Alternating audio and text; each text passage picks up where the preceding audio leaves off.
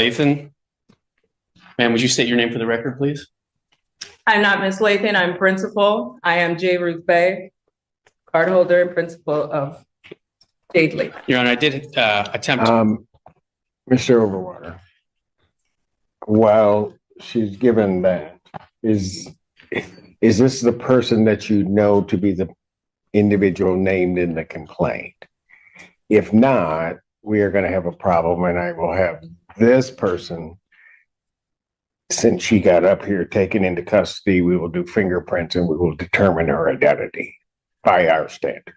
So we can do it one of two ways. Judge, I don't question that she is physically the person that is alleged to have committed these offenses. What I do believe is that there is an issue as to competency. For the record, I do not know this man, and I did send him a cease and desist to not represent me. However, thank you, Your Honor. I am the principal and card holder of Jade, Ruth, and Lathan, and beneficiary. Very well. Mr. Overwater, you are on this case, so what do you wish? Judge, I believe that at this point, the issue of competency needs to be raised. So I would ask for a competency evaluation. This matter be set over for a competency hearing. I'm not pursuant asking to the for statute. anything, and that's, I mean, from the horse's mouth. I'll need an order.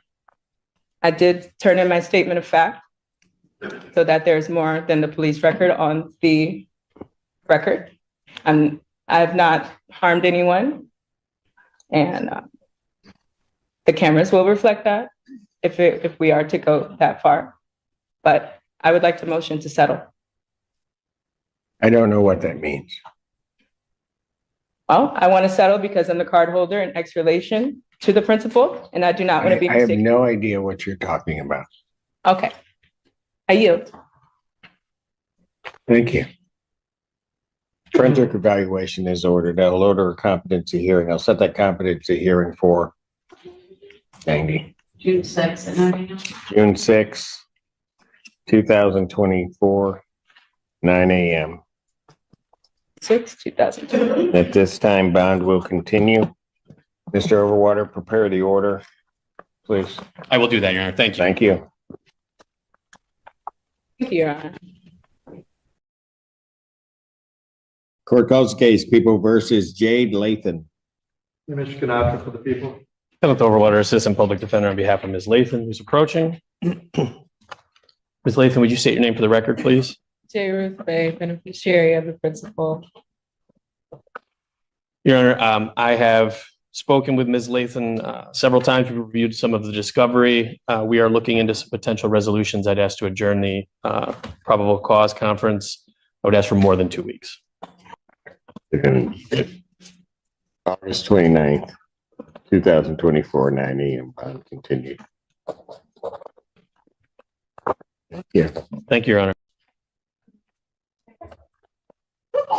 I'm J. Ruth Bay, the nationality of Moorish American, beneficiary of the principal Jade Lathan, and I'm making this special appearance at District 15, Michigan Court of Law under threat, duress, and coercion.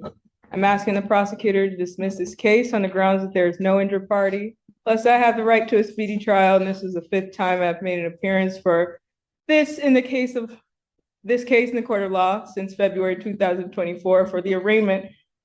Since the arraignment, when the Ann Arbor Police Department apprehended me unlawfully and kidnapped me, forcing me to take fingerprinting and a mugshot when I am not a criminal.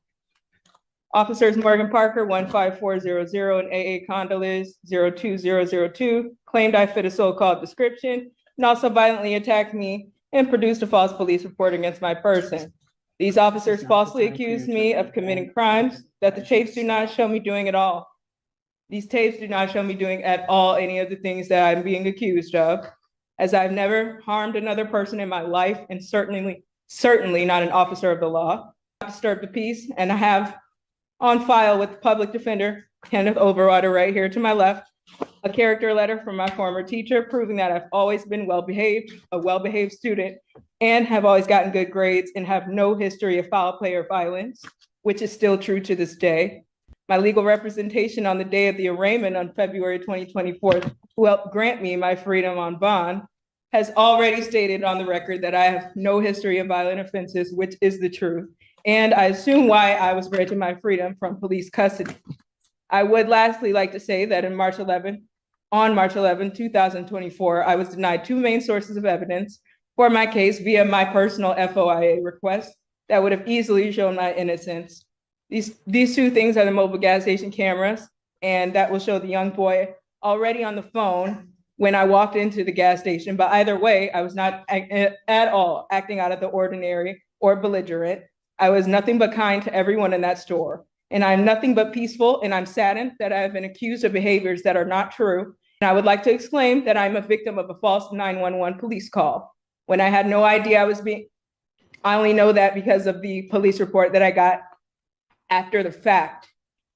I humbly ask both the prosecutor and the judge that this case be dismissed because I have school and I have church to attend, and my college studies have already began on August 26th at the community college. And I'm asking you to grant me my justice from this, taking up my time, because my time is very valuable to my community and I would once again like to motion to settle this case for full dismissal in a speedy manner, because this case has already been in default judgment since the date of March 7, 2024, and I yield. All right, so that we know that the review of the court's file, I've heard everything that the defendant has said. Court's review of the file, that none of the requests to adjourn were at the request of the people. It was always at the request of the defense in terms of any delay in these proceedings. Secondly, I do not need a response from the people. If I consider that a motion to dismiss, that motion to dismiss is denied. Where do we need to go now, Mr. Overwater? Just be asking for an adjournment of the probable cause conference. Any objection from the people? No, Your Honor, I have offered a misdemeanor offer of 1 count of intent resisting obstructing the police. I'll leave that offer open to the next CCC. September 19th, 2024, 9 a.m. In this matter, thank you. Thank you, Your Honor.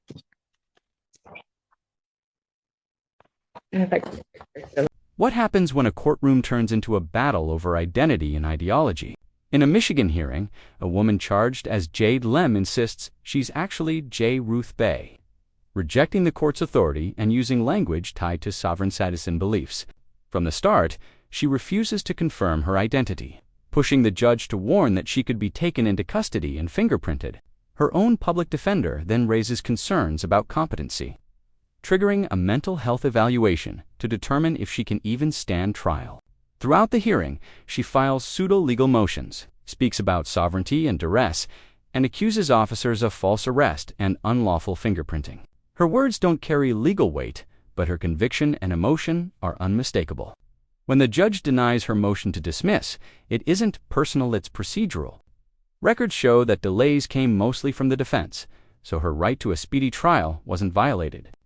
The big takeaway? This hearing shows what happens when personal belief runs into legal structure. Courts operate on law, not ideology, and identity isn't negotiable inside a courtroom. Yet moments like these remind us that justice is ultimately about people, their beliefs, emotions, and the lines they're willing to cross. What do you think? Was she confused, defiant, or both?